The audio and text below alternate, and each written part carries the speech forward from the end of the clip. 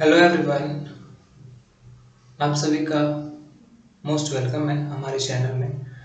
मेरा नाम अतुल तिवारी है और आज जो हम लोग टॉपिक डिस्कस करने वाले हैं वो है एटम एंड मॉलिक्यूल्स।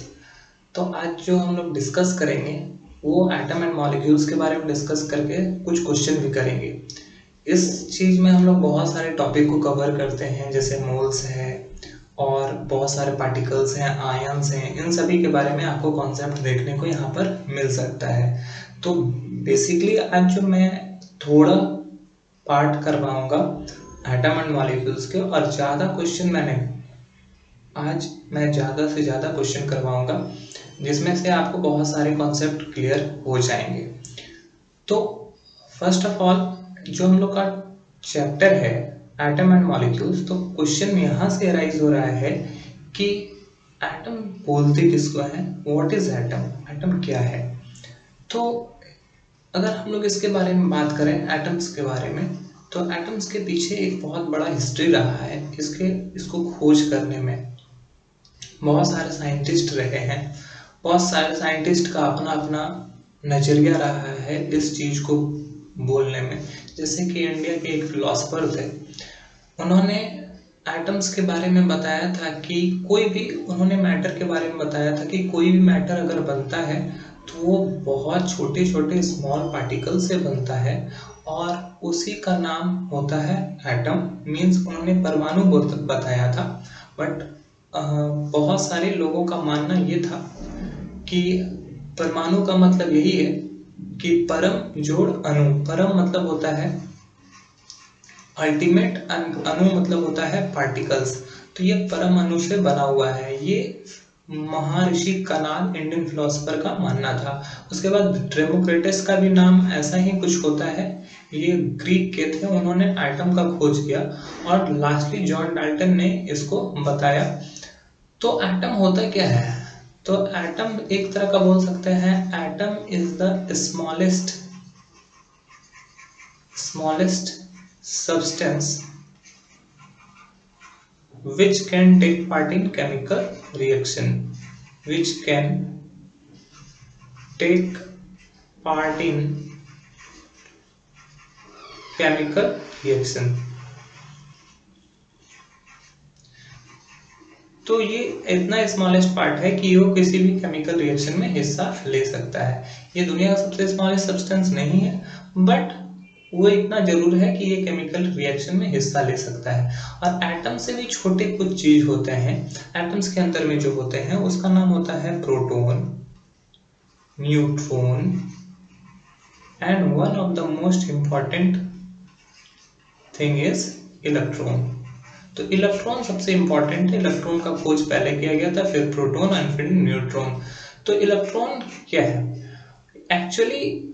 एटम्स क्या होता है? एटम्स जब थे, एटम्स का खोज हुआ तो उसके बारे में भी स्टडी किया गया जिसको एटॉमिक स्ट्रक्चर बोला गया। ये भी एक चैप्टर है जिसके बारे में मैं आपको डिस्कशन करूंगा। तो उसमें ये लगाया गया था कि जो प्रोटॉन होता है मतलब कि वो पॉजिटिव चार्ज वाला होता है, और जो इलेक्ट्रॉन होता है वो नेगेटिव चार्ज वाला होता है, और जो न्यूट्रॉन होता है उस पर कोई भी चार्ज नहीं होता है। तो एक्सपेरिमेंट से ये पता लगाया है कि प्रोटॉन एंड न्यूट्रॉन जो होते हैं वो किसी भी एटम के न्यूक्लियस में होते हैं। सपोज करो कि एक इतना बड़ा एटम है, वो उस एटम का जो सेंटर होगा जिसको न्यूक्लियस बोला जाता है, सेंटर जिसको न्यूक्लियस बोला जाता है, न्यूक्लियस में क्या क्या रहता है? प्रोटॉन एंड न्यूट्रॉन और इलेक्ट्रॉन इसी के चारों ओर अपने एक सेल होता है। ये उसको ऑर्बिट के नाम से भी जाना जाता है और एनर्जी लेवल के नाम से भी जाना जाता है। तो वो सेल या ऑर्बिट या एनर्जी लेवल में घूमता रहता है, ऐसा बताया गया। तो यहाँ पर उसी से रिलेटेड कुछ क्वेश्चन दिया गया है। पहला क्वेश्चन आ रहा है, give the electronic configuration of Al। Al means aluminium and it's ion. Aluminium Al and aluminium ion क्या हुआ? आयंस क्या है ये मैं आपको क्लियर कर दूं।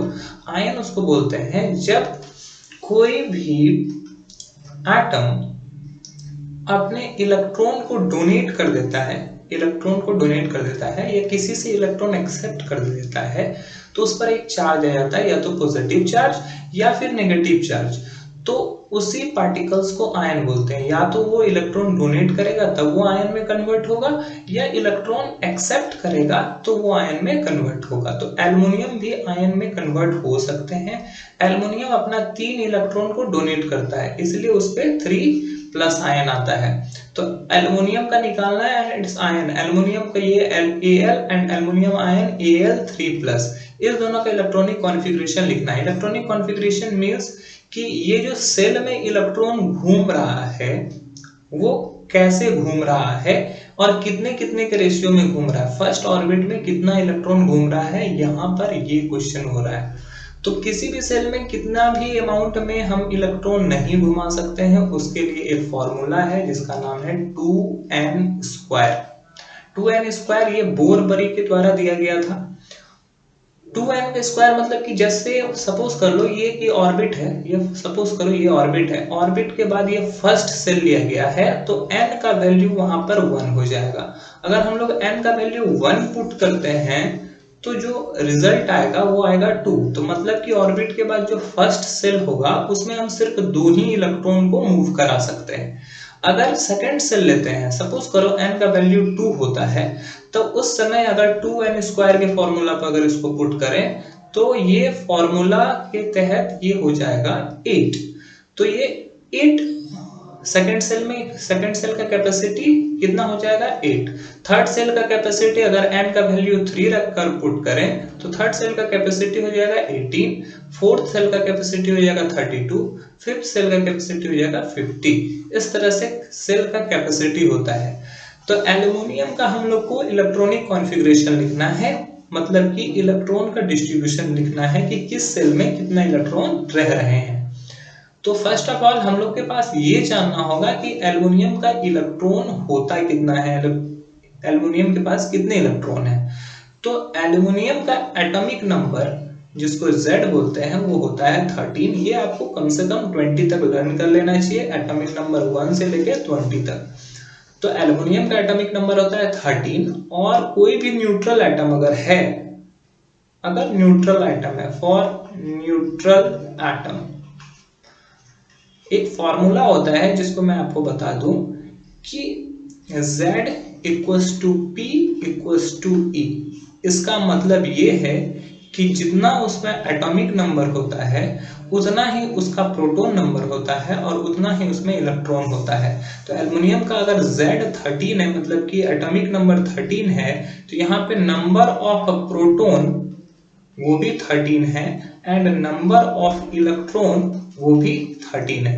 तो इसके पास टोटल कितने इलेक्ट्रॉन है, 13 इलेक्ट्रॉन है। 13 इलेक्ट्रॉन को ये कैसे डिस्ट्रीब्यूट करता है, तो फर्स्ट सेल में 2 इलेक्ट्रॉन को डिस्ट्रीब्यूट करता है। सपोज करो ये है एल्युमिनियम, एल्युमिनियम का फर्स्ट सेल है जहां पर 2 इलेक्ट्रॉन होगा। सेकंड सेल का कैपेसिटी 8 इलेक्ट्रॉन तक का होता है, तो सेकंड सेल में 8 इलेक्ट्रॉन जाएगा। तो ये 8 इलेक्ट्रॉन हो गया। इसके पास 13 इलेक्ट्रॉन है, 13 इलेक्ट्रॉन में 2 इलेक्ट्रॉन फर्स्ट सेल में, अब बचे 11 में से फिर 8 इलेक्ट्रॉन सेकंड सेल में। अब 11 में से भी 8 माइनस हो जाता है तो बचता है 3 इलेक्ट्रॉन। अब ये थर्ड सेल में इसके जाएंगे 3 इलेक्ट्रॉन। तो एल्युमिनियम का जो इलेक्ट्रॉनिक कॉन्फ़िगरेशन होगा वो 283 होगा for aluminium. The electronic configuration is 2, 8 and 3। Okay, अब क्या है कि ये एल्युमिनियम आयन कब बनेगा, जब ये आउटर मोस्ट सेल के इलेक्ट्रॉन को क्या करेगा, रिमूव करेगा। तो जब 3 इलेक्ट्रॉन को ये रिमूव कर देते हैं तो ये बन जाता है Al3+। 3 इलेक्ट्रॉन को रिमूव करने का मतलब है कि इसके पास टोटल नंबर ऑफ इलेक्ट्रॉन 13 था, वो 3 इलेक्ट्रॉन को रिमूव करते हैं तो इसके पास टोटल नंबर ऑफ इलेक्ट्रॉन कितना बच जाता है, 10। तो ये 10 जैसे ही बचेगा तो फर्स्ट सेल में 2 इलेक्ट्रॉन एंड सेकंड सेल में 8 इलेक्ट्रॉन, टोटल हो गया 10 इलेक्ट्रॉन। ये 10 इलेक्ट्रॉन ऐसे डिस्ट्रीब्यूट होता है जबकि 13 इलेक्ट्रॉन ऐसे डिस्ट्रीब्यूट होता है।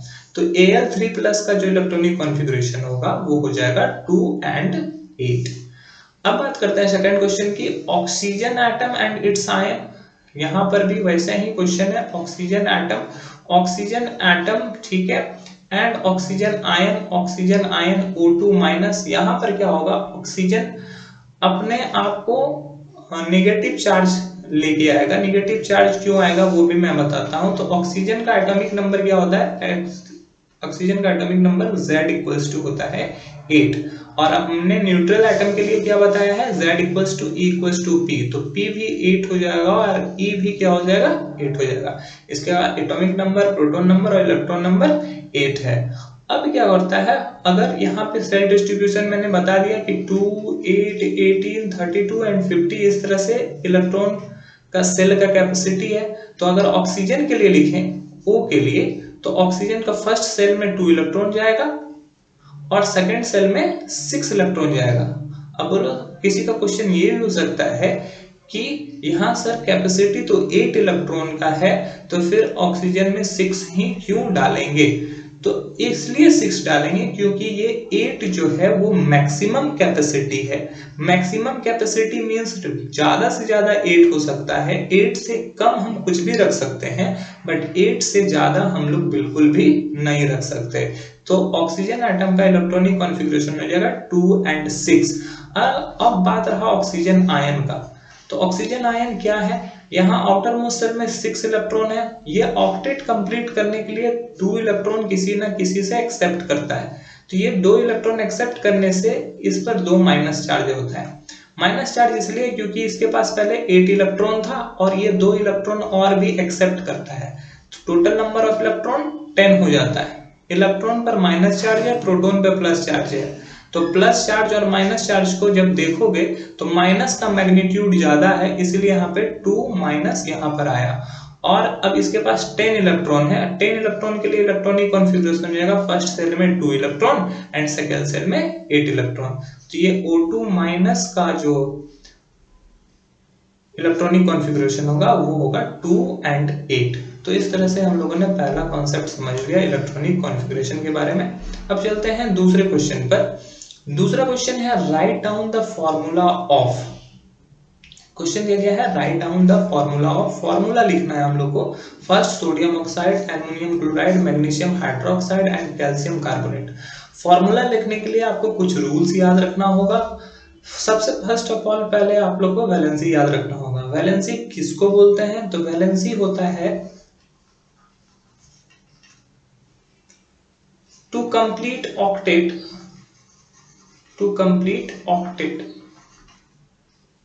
atom donate or accept electron or share electron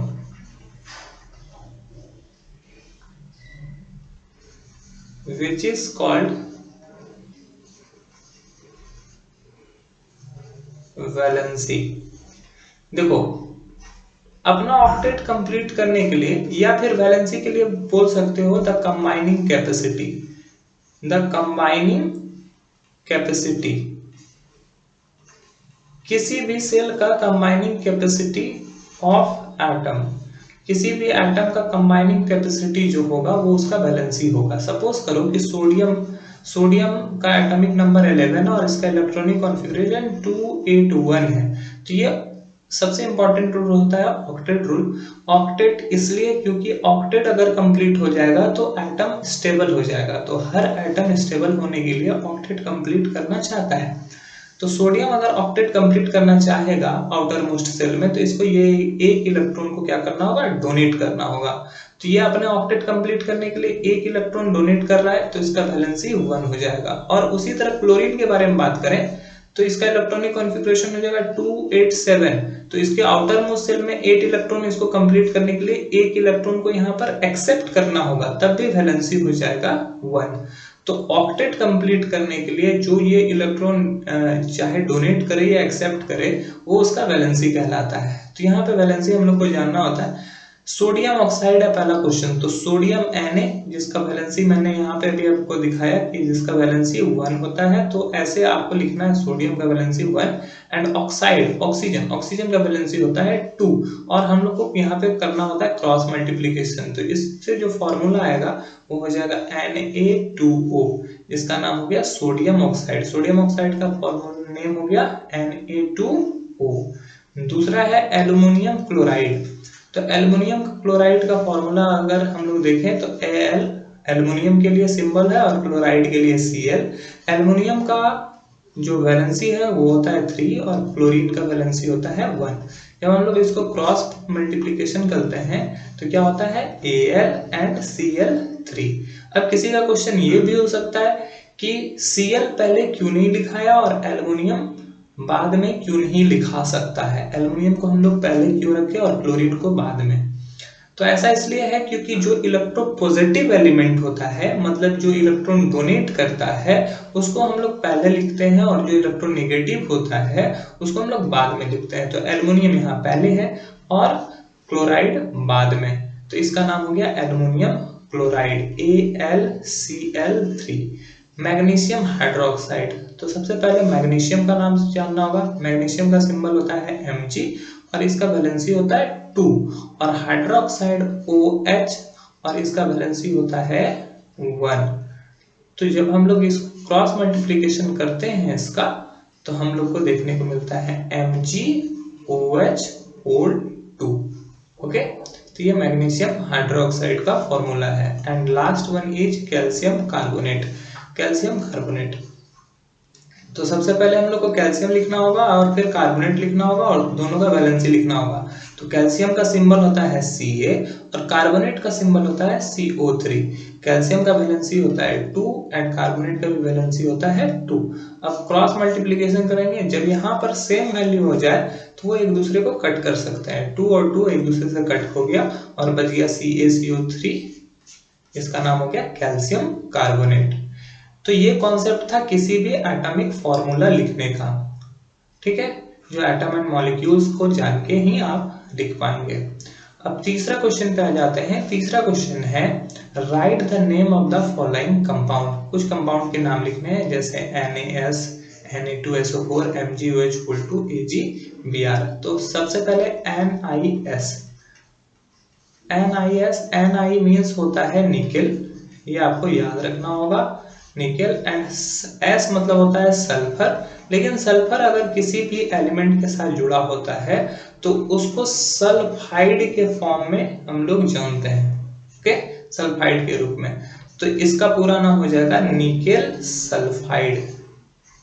nickel sulphide, okay. Now second is Na2SO4। Na एक एलिमेंट का नाम है जिसका नाम है सोडियम एंड SO4 एक सब्सटेंस का नाम है जिसका नाम है सल्फेट, ओके। और जब हम लोग देखते हैं कि सोडियम सल्फेट, तो Na2SO4 का नाम हो गया सोडियम सल्फेट।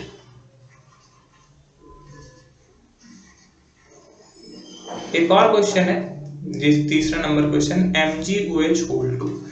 MgOH whole 2।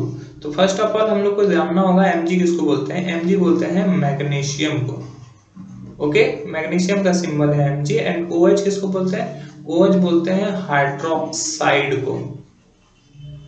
तो ये पूरा नाम हो गया magnesium hydroxide. Magnesium hydroxide. And last one is AgBr। AgBr। तो Ag means silver and Br means bromide. Bromine means, लेकिन अगर ये हैलोजन किसी के साथ जुड़ा हुआ है तो ब्रोमाइड हो जाता है। तो ये हो गया सिल्वर ब्रोमाइड। तो ये 4 है जिसके लिए आपको सबसे पहले कॉन्सेप्ट ये है कि आपको सबका सिंबल याद रखना होगा। और सिंबल याद रखना बहुत ही आसान है, अगर आप थोड़ा सा एक बार भी पढ़ लेते हो तो आपको सिंबल याद रहेगा। तो ये था क्वेश्चन नंबर 3। अब हम लोग बात करेंगे क्वेश्चन नंबर 4 की, और उसके पहले थोड़ा सा बात करेंगे मोल्स की, क्योंकि क्वेश्चन नंबर 4 मोल्स से रिलेटेड है। मोल्स क्या होता है, तो mole is a unit. Mole क्या है, यूनिट टू मेजर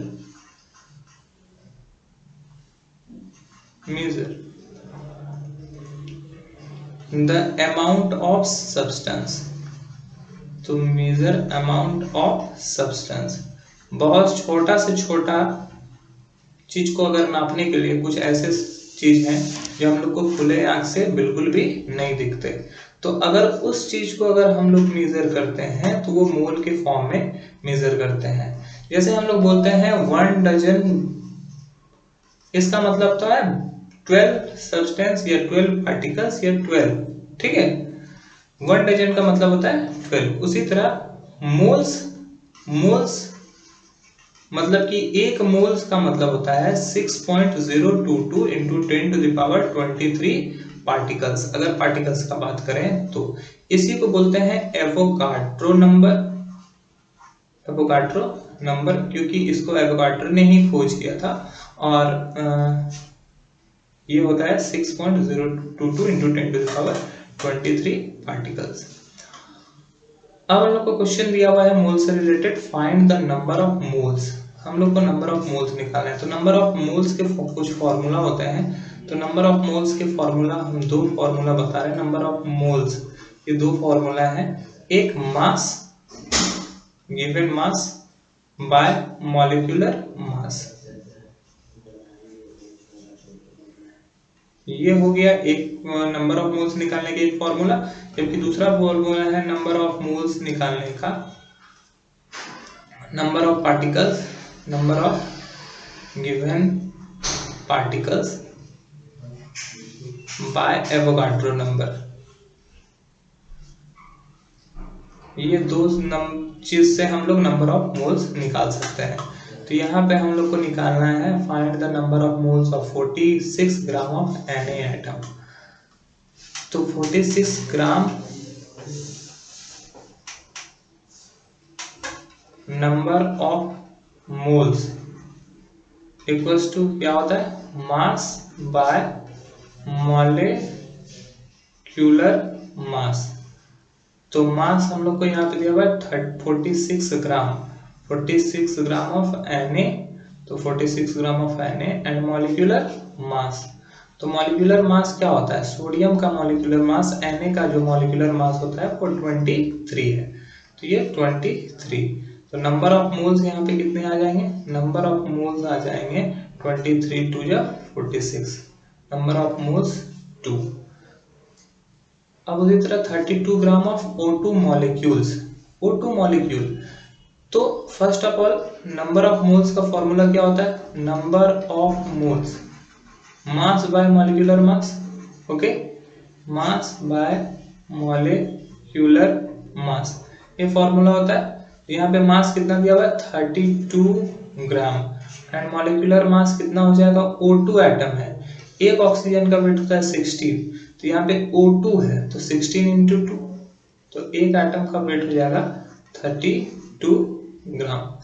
तो ये हो जाएगा कटकर 1 मोल, ओके। नाउ थर्ड में हम लोग को क्वेश्चन दिया गया है 3.011 इंटू 10⁻23 पार्टिकल्स ऑफ N2, ये क्वेश्चन दिया गया है। तो हम लोग को क्वेश्चन ये है 3.011 इंटू 10⁻3 पार्टिकल्स। तो नंबर ऑफ मोल्स का फॉर्मूला मैंने आपको एक बार पहले ही बताया है। नंबर ऑफ मोल्स होता है number of particles by Avogadro number. तो नंबर ऑफ मोल्स यहाँ पे कितना है 3.011 इंटू 10⁻23 और एवोगाड्रो नंबर कितना है 6.022 इंटू 10⁻23। ये तो कैंसिल हो जाएगा, ये हो जाएगा 1/2। तो यहाँ पर ये 0.5 मोल हो जाएगा। और एक और क्वेश्चन दिया हुआ है 6.022 into 10⁻23 moles of particles of N।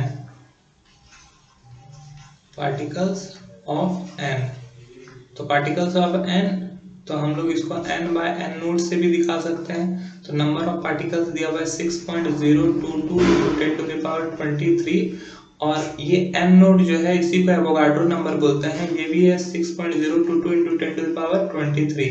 तो ये कट होकर 1 आ जाएगा, तो 1 मोल है इसका। 1 मोल 0.5 मोल एंड एक जगह पर हम लोगों ने निकाला फिर से 1 मोल और एक जगह पर हम लोगों ने निकाला 2 मोल। तो ये चारों के आंसर आ गए हैं। अब एक और question, if 1 mole of carbon atom weight 12 gram what is the mass of 1 atom of carbon. यहाँ पे दिया हुआ है कि 1 मोल अगर कार्बन एटम का वेट 1 मोल ऑफ कार्बन कितना वेट है 12 ग्राम। 1 मोल का मतलब क्या होता है, कहीं पर अगर 1 मोल लिखा हुआ है इसका मतलब होता है 6.022 into 10 to the power 23 particles. यही हम लोगों ने समझा है। तो मतलब कि ये 1 मोल कार्बन है, इसका मतलब है कि यहाँ पर 6.022 into 10 to the power 20 particles है ना, पार्टिकल्स ऑफ कार्बन। इसका भी वेट कितना है, इसका भी वेट है 12 ग्राम। अब हम लोग को निकालना क्या है इसमें, what is the mass of 1 atom of carbon. Carbon के एक एटम का क्या मास है। तो अगर हम लोग यहाँ पर इतना पार्टिकल्स है तो एक पार्टिकल्स का निकालना है, 1 पार्टिकल्स या 1 एटम ऑफ कार्बन। तो ये हो जाएगा 12 by 6.022 into 10 to the power 23। तो ये हो जाएगा 1.99 इंटू 10 टू द पावर 23। तो इतना ही कार्बन के एटम्स होंगे। अब रिलेटेड क्वेश्चन है एक और इसी से, calculate the number of molecule of sulphur present in 16 gram of solid sulphur. हम लोग को यहाँ पे नंबर ऑफ मॉलिक्यूल्स फाइंड करना है। नंबर ऑफ मॉलिक्यूल्स कैसे निकालते हैं, तो जो फॉर्मूला मैंने आपको बता दिया मोल्स के बारे में, वही फॉर्मूला से रिलेट करके चलेंगे। 1 मोल ऑफ सल्फर, सल्फर को क्या बोलते हैं, सल्फर का 1 मोल कहने का मतलब है S8। ध्यान रखना S2 ये नहीं बनाता, S8 बनाता है। वो कितना है 8 into 1 gram atomic 1 gram AMU of sulphur है ना। तो सल्फर का वेट होता है, एक सल्फर का वेट होता है 32, एक सल्फर का वेट होता है 32 ग्राम। ओके, अगर यहाँ पर ऐसे ऐसे 8 सल्फर है तो इसका वेट हो जाएगा 256 ग्राम। मतलब कि 1 mole of sulphur atom has weight 256 gram. 1 mole sulphur atom का वेट 256 ग्राम है। 1 mole of S8 molecule, S8 का मॉलिक्यूल अगर लिखें 1 मोल में तो ये हो जाएगा 6.022 into 10 to the power 23 molecule है ना। मोल लिखा हुआ है तो मोल को हम लोग मॉलिक्यूल में कन्वर्ट किए। 1 मोल में इतना सारा मॉलिक्यूल्स आ सकता है। तो 256 ग्राम ऑफ S8 मॉलिक्यूल है 256 ग्राम के लिए हम लोग को क्या निकालना होगा 256 ग्राम।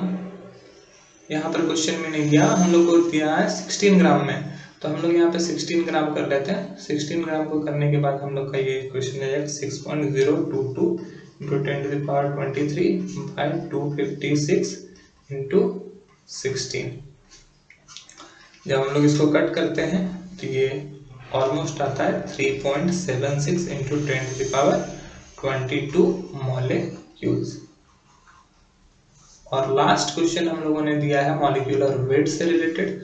मॉलिक्यूलर वेट कैसे निकालते हैं वो भी मैं आपको बताता हूँ। Write the molecular weight of H2SO4। तो H2SO4 क्या होता है, जितना भी इसमें एटम यूज किया गया है सभी की मास को लिखना होता है। जैसे यहाँ पे H2SO4 है, हाइड्रोजन का 2 एटम है, सल्फर का 1 और ऑक्सीजन का 4 एटम यहाँ पे प्रेजेंट है। तो हम लोग को इसका मास याद रखना होगा। हाइड्रोजन का मास होता है 1 और हाइड्रोजन के 2 एटम है तो उसको 2 से मल्टीप्लाई किया जाएगा, प्लस सल्फर का 1 एटम है और इसका मास होता है 32 तो इसको 32 से मल्टीप्लाई किया जाएगा, प्लस ऑक्सीजन का एटम्स है 2 और इसको मल्टीप्लाई किया गया है 16 से, क्योंकि एक ऑक्सीजन एटम का वेट होता है 16 ग्राम। तो ये हो जाएगा 2 + 32 + 64 मीन्स ये 98 होगा। ओके, तो weight of molecular weight of H2SO4 is 98. Now CaCO3,